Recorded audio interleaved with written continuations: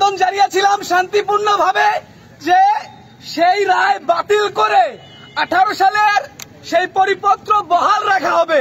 কিন্তু আপনারা সকলেই জানেন আপিল বিভাগ আমাদেরকে নিয়ে খেলাধুলা শুরু করছে। তারা রায় আজকের শুনানি স্থগিত করেছে এবং নেক্সটে কবে শুনানি হবে সেটা পর্যন্ত তারা জানায়নি। আমাদেরকে নিয়ে এভাবে টালবাহানা আমরা কখনোই মেনে নেব না। যতক্ষণ না পর্যন্ত আমাদের দাবি মেনে নেওয়া হচ্ছে, আমাদের আন্দোলন, আমাদের সংগ্রাম চলছে, চলবে। আপনারা যত বেশি সময় ক্ষেপণ করবেন, আমাদের আন্দোলন, আমাদের সংগ্রাম তত বেশি প্রখর হবে।